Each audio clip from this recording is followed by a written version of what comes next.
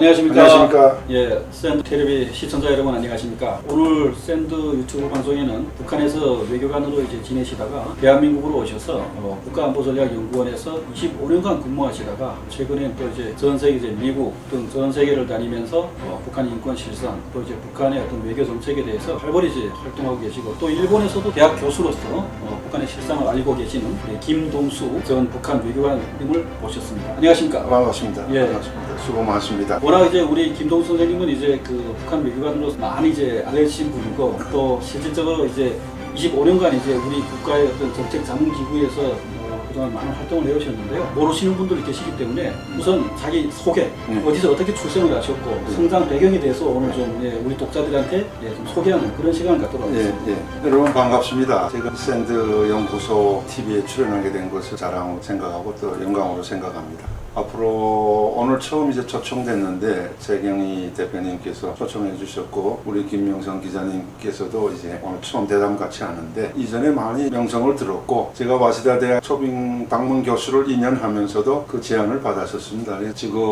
오늘 다시 이 두 분을 만나고 오늘부터는 제가 정식 우리 최경희 대표님이 운영하시는 샌드 연구소 함께 TV 대담도 하고 또 제가 지금까지 연구 발표한 북한과 관련한 이런 많은 자료들도 여러분들께 앞으로 많이 알려드리도록 하겠습니다. 감사합니다. 성장 과정에 대해서 김명성 기자가 질문하셨는데 저는 이제 1967월 28일 함경북도 정송군에서 출생했습니다. 이게 어디냐면 저 함경북도 삼봉리라고 지금 김정숙군으로 지금 되어 있는데 백두산 밑으로 이제 최북단 에서 출생해서 아버님을 따라서 이제 평양으로 올라왔습니다. 그때 아버님이 조직부 지도원으로 발표 올라와서 평양에서 제가 초등학교를 3학년 때 편입해가지고 3학년 졸업하고 4학년 졸업하고 중학교 때부터는 평양외고 혁명학원이라는 데 입학했습니다. 여러분들 그게 이제 평양외고 혁명학원을 말씀드리면은 우리 한국에 있는 이런 학원들이 아니고 여기는 이제 평양외고 혁명 유자녀 학원으로 그때 당시 된 게 유일하게 북한 전역에 하나밖에 없는 혁명학원입니다.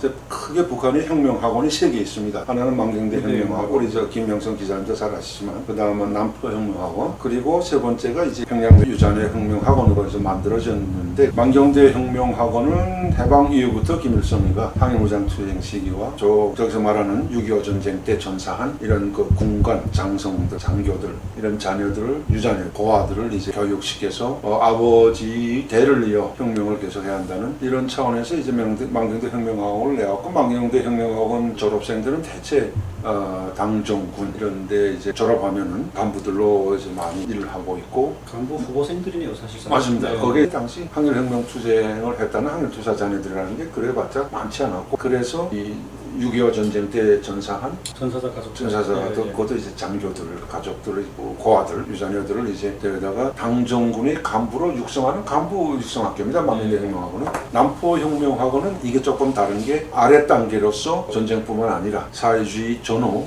사회주의 복구건설 시기라든가 공헌을 한 공로를 세운 영웅들, 자녀들. 그 다음에 특히 제일 중요한 것은 대남파트, 경찰청국이나 인민무력부. 당시 이제 70년대는 이제 인민무력부 경찰청국이 대남 사업을 주관했고 김정일 시대 와서는 통일전선사업부가 대남 사업을 주관했는데 여기서 일하다가 돌아간 이런 간부 자녀들 특히 난파된 간첩들 그 다음에 죽은 전사한 난파 간첩들이 자녀들을 데려다가 남포혁명원에서 교육하고 키워서 이것도 이제 아버지 어머니 대를 이어서 혁명을 개선한다 하는 차원에서 이 학원을 내왔고 그 다음에 이제 외국어 혁명 유자녀 학원을 내왔는데 이게 이제 제 생각엔 60년 초반에 이제 이게 창립돼가지고 68년도에 김일성이가 그때 당시 이게 창립되는데 그러니까 그때 당시 60, 70년대 북한이 대분야가 상당히 확장됩니다. 사회주의 경제 건설에서 많은 성과들을 이룩하면서 대분야에서 엄청난 그런 그 외교 관계가 특히 사회주의 나라들을 비롯해서 아프리카에 있는 발전도상 나라들 이런 사업들이 많이 진행되면서 북한이 대외적 권위가 상당히 높아집니다. 그러면서 김일성이가 벌써 60년대에 여기에 대비해서 많은 외교관들을 키워야 되겠다. 그 외교관들로서 평양외고혁명학원에서 유자녀들을 모집에다가 간부들로 외교관 육성하는데 이때 당시 6.25 이후에 고아들이 많았습니다.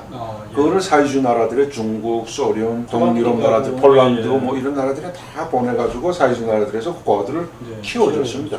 서로 사회주의 동맹 이런 유대 관계와 그런 동맹 관계를 해서 서로 이제 키워줬는데 이게 다 잘하다 나니까 돌아와야 되는데 여기를 이제 받아줄 데가 또 없으니까 이래서 이것도 이제 만들어가지고 평양외고 혁명학을 만들어서 지금까지 평양외국어 대학을 졸업한 많은 학원과 대학을 졸업한 많은 사람들이 당정군이 대분야에서 중요한 직책들을 맡고 일하고 있는데 여기 강석주 돌아간 강석주 일부상, 김계관 외무성 일부상, 네, 그리고 당국제부 뭐 이런 데 있는 사람들도 다 간부들도 다 여기 일기 졸업생들인데 제가 여기에 들어간 것이 이제 73년입니다. 그때는 중등반, 고등반을 합친 6학년제하고 여기서 대학반 5년제가 또 갈라져 나가서 통과된 사람은 대학으로 가게 됐는데 지금은 6년제하고 5년제를 합쳐서 통틀어서 외고 대학이라고 하는데 고등반, 대학반 11년제로 이제 해서 대학이라고. 이 평양 외국어 혁명학원에는 8개 학부가 있습니다. 로어, 중어, 독일어, 프랑스어, 영어, 일본어, 아랍어, 스페인어 해서 8개 학부가 쫙 있어가지고 전문 여기서는 외국어를 집중 교육하고 국가가 그리고 정치 과목들을 한 30% 하고 그래서 순수 외국어 마스터를 시키는데 6년 동안 하고 대학까지 11년 공부하고 특히 대학 1학년에 올라가서 유학생들을 뽑습니다. 대학 1학년에? 예, 유학생들을 뽑으면은 유학생들 한 10% 뽑습니다. 예, 전체. 여기는 유학 갈 때 이미 다 찍어놓고 뽑습니다. 너는 갔다 오면은 4년 갔다 오면은 당신은 외무성, 당신은 당국제부, 당신은 대문화연락위원회, 당신은 인민무력부 대사국 다 거기서 이미 다 선발해가지고 보내고 돌아오면은 당정군의 대부분 간부들로 입직해가지고 거기서부터 전문하기 때문에 북한의 오늘날 외무성, 무역성, 그 다음에 당국제부라든가 인민무력부 대사 등 각 대부분은 거의 그때부터 전문화가 되고 완전히 외국어를 무장한 이런 이전은 심지어 민족어, 베트남이 베트남어, 캄보디아면 캄보디아 이런 사람들도 다 완전히 그 나라 민족어를 통달하고 거기에 유학 갔다 오고 서기관 참사, 대사까지 다 지낸 이런 사람들로서 완전 전무성화되기 때문에 북한의 외교 진영, 이 외교관들 특히 대통전사업과 마찬가지로 완전히 전문화되고 이렇게 돼서 이제 북한의 대적 그런 활동, 김일성, 김정일, 김정은의 이은 3대 세습 체제 하에서 위대성 선전이라든가 사회주의 체제 옹호 이런 대외 활동들을 지금 3대에 걸쳐서 진행하고 있기 때문에 지금 이제 사실 이렇게 뭔가 계급을 이제 나눠서 이제 어릴 때부터 특수교육 시키는 거 아닙니까? 외교관 이제 자녀들 이제 10%밖에 이제 해외 못 나간다 그러지 않습니까? 그럼 이제 그 선발 기준이 뭡니까? 선발 기준이 이게 좀 제가 TV지만은 내부 그대로 좀 실태를 말씀드리겠습니다. 어떻게 되냐면 외국어 대학 들어갈 6학년 졸업하면서 8개 학부가 다 시험 칩니다. 졸업 시험 치면서 어느 대학 가는지를 지망서를 써내고 시험 결과에 따라서 면접 결과에 따라서 갈라져 나갑니다. 그러니까 제일 처음으로 가는 대학이 제일 희망하는 대학이 김일성 종합대학 외문학부입니다. 두 번째 지망하는 대학이 국제관계대학이고 이건 당산하 그때 당시는 당국제부 산하되는데 지금은 정문으로 넘어갔다고 합니다. 그 다음에 외무성입니다. 그 다음에 무역성이고 이게 저희가 있을 때고 지금은 좀 순서가 바뀌었는데 여기에 가는 게 1지망입니다. 그러면은 이 사람들이 그 6학년 졸업할 때 제일 먼저 보는 게 시험 결과, 시험 성적을 보고 왜냐면 바탕은 다 계급적 바탕은 다 같습니다. 부부장이냐, 부장이냐, 부부장이냐, 국장이냐, 중앙기관 어디 당정군의 어느 간부냐에 따라서 좀 차이는 나는데 이 꼭대기에 있는 막강한 직위를 가진 간부들 자식들은 거의 뭐 시험 안 치고도 다 갑니다. 이거는 그때가 우리 학급에 허담 비서라고 허철이라고 허담 외교부장 지금 통전비서까지 아들 김세영이라고 국가보위부장 인민보안상 했다 국가보위부장을 한 최세영이라고 최진수 아들 김병아 아들 우리보다 2년 선배고 그다음에 이전 너무나 그 많은 간부들 최선희도 이제 지금 외무상 최선희도 우리 2년 후배고 태영호 의원하고 같은 학급이 되고 당시 그때 제가 학생 총회장까지 했는데 지금도 태영호 의원 만나면 그때 이야기를 많이 하는데 이런 고위급 간부들 저희 아버지는 그때 당시 망경봉호 선장을 했습니다. 한 10년 73년부터 83년까지 10년 동안 그 망경봉호하고 삼지연호 선장을 한 10년을 했고 저는 그때 저희 아버지가 중간 간부 정도 됐거든요. 그 시험 다 치고 가는 게 저는 외고대학을 들어갔는데 그게 이제 1차로 보고 그 다음에 시험 성적 보고 이게 그때 당시인데 지금은 거의 다 뇌물로 한다고 합니다. 최근에 그 평양 외고대학 후배들이 좀 많이 왔습니다. 누구라고 저는 TV이기 때문에 말씀 못 드리지만 그 후배들의 이야기 들으면은 지금은 대학 들어가는 것보다 들어 시작해서 뇌물을 얼마나 주는가에 따라서 또 학부도 영어 학부 가느냐 저기 무슨 아랍 학부에 가느냐 예, 예. 다 달라집니다. 일본어 학부 같은 데는 저마다 안 가려고 합니다. 일본어하고 외국에 간 게 없으니까 이거는 졸업해도 어디 중앙기관 설자락이 없고 출장이 없으니까 이건 또 저마다 안 가려고 하니까 이것도 다 지금 이 외화 달러 외화만 있으면은 옛날에 아버지 높은 직위도 관계없이 돈 가지고 입학하고 학부까지 다 정하고 졸업하고 유학 가는 것까지 그렇게 지금 판이 완전히 달렸다. 돈만 만능 이런 사회가 되면서 가장 선호하는 학과가 어떤 학과입니까? 제일 선호하는 게 영어과입니다. 영어과. 네. 그리고 최근에 온 우리 때는 영어과하고 이 서유럽 나라들 독일어, 프랑스어, 아랍어까지 들어갔어요. 선생님도 이탈리아에 계셨으니까. 이탈리아 제가 한 4년 있었는데 그때 당시 스페인어과 같은 경우는 한 5명 정도예요. 영어과가 제일 많습니다. 한 30명. 프랑스과 여기가 제일 선호하는 데고 두 번째 선호하는 데가 중국하고 러시아. 네, 이거는 서방보다 좀 못 산다고 해가지고 대체 다 크면은 서방 세계로 나가서 외교 활동을 다 하려니까 선호했는데 그렇게 해서 이제 대학에 시험 치고 거의 외고 학원에 한 6학년까지 한 1,500명 됩니다. 그럼 거기서 가는 게 한 30% 정도가 이제 대학에 진입하고 입학하고 나머지는 다 각 사회 분야로 이제 그 사회대학. 사회대학에도 이제 외문학부라는 게 무슨 교원 양성도 하고 하니까 그러니까 그 사람들은 자기 희망하는데 못 가는 거죠. 이 30%가 와서 1학년 때 또 유학을 뽑습니다. 아까 말씀드린 대로 김일성 종합대학, 평양외고대학, 김일성 국제학교 세 대학에서 10%를 뽑아가지고 이 사람들은 완전히 엘리트 중에 엘리트고 유학 갔다 오고 당정군의 대분야의 당외교관, 정부외교관, 군사외교관, 그다음에 무역. 그때 우리가 다닐 때만 해도 외무성 외교관 되는 건 제일 큰 꿈이었는데 지금 온 후배들 말하면은 그들이 말에 의하면은 지금은 다 외무성에 안 가고 이 무역성, 대경제위원회 이런 데 다 가는 게 제일 우선 순위가 되고 왜 그렇게 될 수가 없는 게 이 북한의 권위가 완전히 추락하고 대외적으로 고립되면서부터 90년대 제가 이탈리아 대사관에 있을 때 식량 구골 외교를 할 때부터 북한은 완전히 대부분에서 하강에 들어가게 되고 특히 노태우 정부 때 북방 정책으로 해서 한중 수교, 한노 수교가 되면서 북한은 완전 그 유엔 가입하게 되고 하면서 북한은 완전히 국제 고화가 되고 사회주의 나라가 다 붕괴되고 없어지면서 북한은 완전한 이제 세계적인 고화가 되고 왕따 나라가 되는데 북한에서 당시 강성수 일부상 때인데 핵 문제 또 이제 대남 전략 노태우 제일 큰 거는 북미 회담을 진행하면서 제네바 핵회담까지 진행하면서 북미 회담을 본격적으로 진행하면서 핵벼락 전술로서 미국을 포함한 국제사회로부터 경제적으로 뜯어먹기 위한 경제적 실리를 챙기기 위한 실리에 전념하게 되는데 이게 이제 다녀온 학교 시절에 걸친 이 과정이고 제가 유학은 이제 탄자니아 갔습니다. 아프리카 탄자니아 나라에 갔는데 근데 그게 영어권 국가입니다. 영국에 한 300년 시민지 됐는데 왜 탄자니아 갔냐면은 그 아까 말씀드린 8개 학부에서 일본 하나 내놓고는 다 유학을 보냈습니다. 해당 나라들이. 이 독일어 같은 것도 그때 동독이 있었으니까 거기에 보내서 유학시키고 유학은 대체 1년에 5명에서 10명을 보냅니다. 추려가지고 영어는 제일 많아서 20명까지도 보낸 적이 있는데 나머지는 3명에서 5명 뽑아서 이거는 2,500만에 선택받고 특혜받은 중에 또 특혜받은 학생들인데 유학이라는 건 상상 못합니다. 우리 한국까지 자발적 유학이라는 건 생각도 못하고 국가에서 딱 찍어서 가기 때문에 특권 중에 특권인데 국비장학생뿐만 아니라 앞으로 당정군에 이제 졸업하고 오게 되면 다 배치돼서 국가 간부로 될 수 있는 담보가 되어 있는 거거든요. 그러니까 여기에 뽑히기 위한 이 전투가 전쟁이 완전 전쟁이에요. 그러니까 아까도 말씀드렸지만 당 권한 간부 권력까지는 이 아버지 지금은 돈이면 다 되니까 돈 주고 삽니다. 이거는 우리 그때는 그나마 그래서 좀 실력도 보고 했는데 한 20명이 갔는데 다르살람 종합대학에 그 학부에 국제학부에 그 미국, 캐나다, 영국 그 교수들이 방문 교수들이 있어가지고 북한, 쿠바, 중국 유학생들로서 한 학부를 만들었습니다. 사회주권은.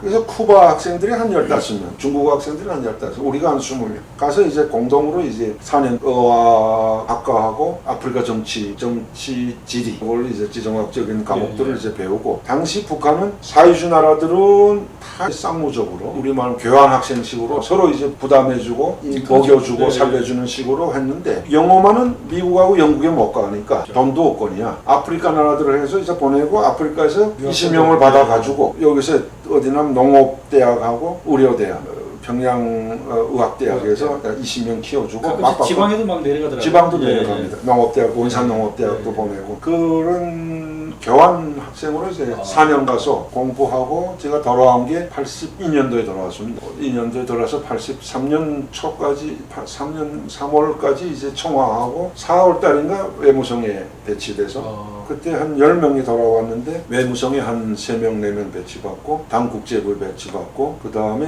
대문화연락원에 또 배치받고 인민무력부 대사학국에 배치받고 네, 각 네. 분야로 다 파견된. 저는 외무성 국제기구국 유엔과에 처음으로 입직하고 그 다음에 1년 있다가 이제 스위스 주재 북한 대사관에 처음으로 이제 서기관. 제일 처음에 나갈 땐 또 보조서기관입니다. 서기관이 북한의 대사관의 직위가 다른 나라랑 같지만 대사가 있고 공사참사 있고 참사 있고 1등, 2등, 3등 그 밑에 보조서기관 그거부터 시작하거든요. 그 처음으로 나가고 그 이후에 이제 노르웨이, 이태리 주재 대사관까지 나갔다가 1998년도에 네. 이제 한국으로 망명을 가족과 같이 하시죠. 그때 당시는 정치적 망명이라고 하는데 네, 그냥 뭐. 탈북민 일반 우리 탈북민들 같이 탈북한 거나 같이 뭐 98년 그때 이렇게 오신 분들 그때 많이 오셨지 않습니까? 많이 왔어요. 예, 많이 오셨죠. 그때 왜 그랬냐면은 그 상황을 제가 말씀드리면 예. 그 전에 이제 외교관들이 며칠 대대적으로 오지 않고 뿔뿔이 콩나물 나듯이 네, 몇 네. 명씩 왔는데 황장엽 선생이 오면서부터 97년 이후로 오셨죠? 해외 공간에는 외교관들이 사상 정신 상태가 상당히 전환됩니다. 그 이미 우리 김명성 기자님께서도 잘 아시지만 북한은 김일성이 죽은 해 94년도부터 완전히 고난의 행군이 시작된 네, 거나 네, 같습니다. 맞습니다. 제가 94년도 김일성이 죽은 해에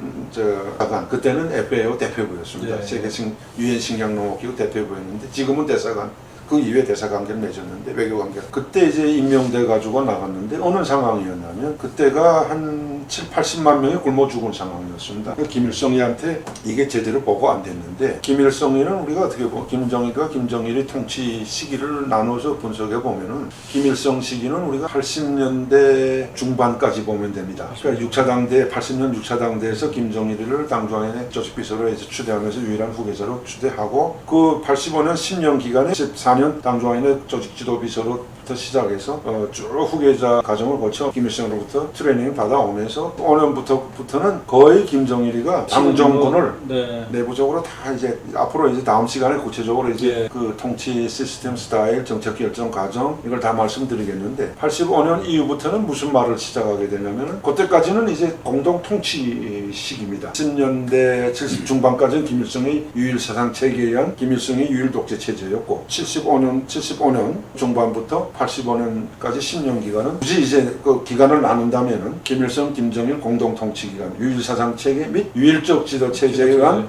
공동 독재 통치 시기였고 그리고 90년대 말부터 김일성이 죽고 그 이후까지는 쭉 김정일이 혼자 이제 통치하는 시기인데 80년대 말에 벌써 김일성이가 그 이야기를 합니다. 위대한 주영님께서는 100살까지만 앉아 계셔도 우리들에게 큰 힘이 되니까 쉬십시오. 만수무강을 위해서 쉬십시오 해가지고 크게 이제 백두산하고 삼지연 초대서 나가 있고 매양산 초대서 왔다 갔다 하면서 외국 수반들이 오면 의전적인 이런 행사나 참가하고 농업 부분이라든가 이런 것들에 대해서 조금 관여하고 나머지는 다 김정일이가 당정군은 혼자 독점하고 다 관리할 텐데 김일성이가 죽는 해까지 김일성이한테 아사자가 생겼다는 게 보고가 안 된 거예요. 네. 중간에서 다 차단하고 그러다니까 김일성이가 죽은 해부터 이게 드러나니까 막 10만, 20만 해서 80만 강장엽 선생님 말한 것처럼 7, 80만에 굶어 죽고 나자 빠지니까 그 다음에 비상이 걸린 겁니다. 그래서 외무성의 첫 지시가 나온 게 김정일이가 외무성은 다른 일을 다 걷어치우고 핵 문제하고 조미회담, 핵상무조 요 운영하고 그 다음에 식량 지원 국제기구에서 끌어오라고. 국제기구에서 네. 식량 지원 남한으로부터 식량 받아온 딴에는 무상 지원 받는 거하고 북한 인권 문제 요거만 딱 다루라. 나머지는 다 째고 이걸 안 하는 대사관은 다 철수시키라. 그때 그 방침이 나왔는데 제가 처음으로 그래서 이제 이태리 대사관을 다 바꿔치웠습니다. 로마에 있는데 대표부 5명을 다 비전문가들 다 소환시키고 외무성에서 5명을 대사부터 밑에 서기관까지 다 나가서 총 공세를 국제사회로부터 무상 식량 지원을 받아내는 식량 외교를 벌리는데 이유가 그때 처음으로 제가 재택산 대사하고 CNN하고 BBC 서방 언론들의 TV 앞에 나가서 처음으로 두 손 95년도입니다. 처음으로 무릎 꿇고 손 내밀면서 제발 쌀 좀 주십시오. 네. 다 굶어 죽습니다. 그때 우리가 발표한 게 한 100만이 굶어 죽었다고 발표했습니다. 네. 로마에서. 실질적으로 그 있는 숫자입니까? 100만 정말 제가 알건대는 90년 초반부터 고난 행군 끝나는 2000년까지 10년 기간에 많이 죽어오는 건데 그 정확한 통계는 누구도 모릅니다. 그렇죠. 네. 북한이 통계 안 냈기 때문에 네. 지금 300만에서 뭐 100만에서 300만이라고 다 지금 그 추정치인데 북한이 워낙 매해 유엔의 통계국에 내게 된 통계도 안 냅니다. 유엔 통계국에서도 추산을 해서 내는데 거기에 북한 통계들이 거의 맞습니다. 한 90% 정도만 제가 알아보니까 북한은 중앙통계국이라고 있는데 일체 군사 통계, 인권 통계 이거 있어가지고 외무성도 깜짝 여기 맨날 자료를 못 씁니다. 그건 김정은의 지시에 의해서만 통계를 받아가지고 식량 지원하는데 가공해서 쓰는데 그 갔을 때 유엔에 갔을 때 물어보니까 이걸 어떻게 당신 추산을 하니까 위성으로 쫙 찍은 봄, 가을 이게 찍은 그걸 다 비교하면 전해하고 비교하면 네. 나온답니다. 거의 90%는 맞습니다. 100만인지 300만인지 정확히는 모르고 어쨌든 뭐 엄청난 100만만 해도 얼마나 많은 거예요. 어마어마한 숫자인데 그 원인도 주체 농법이 잘못돼서 그런 게 아니라 네. 큰 피해를 받았다. 홍수가 나서 그랬다. 나가서 또 농사 망쳤다. 각종 자연재해를 구실로 지금까지 식량 지원을 받아오는데 남한으로부터도 받고. 그러니까 이게 지금 북한이 모든 이런 그 정책이 사회주의 구소련이 모국인 구소련이 붕괴되고 노태우 정부 시절로부터의 북방 외교가 시작되면서 한중 한러 관계가 이 외교 관계 설립되고 유엔 동시 가입이 이루어지면서 북한이 완전히 고화되고 핵 무력의 총체적인 영향을 집중하면서 완전히 인민 경제는 파산된 거예요. 그리고 식량은 뭐 두말할 것도 없고 총체적으로 북한의 사회주의 체제의 멸망이고 독재 체제를 유지하자니까 핵무력을 강화하는데 모든 돈과 자금을 투자하다 보니까 이만큼 많은 아사자가 생기고 국제기구도 오늘날 우리 대한민국도 그렇지만 암만 많은 인도적 식량 지원을 주고 해봤댔자 이런 밑빠진 적인 물붓기다 해가지고 그토록 지금은 모니터링, 현장 접근, 모니터링, 그 다음에 철저한 분배 원칙 이거를 현장 조사하지 않고는 식량 지원을 할 수 없다고 지금 강하게 나오는 이런 상황입니다.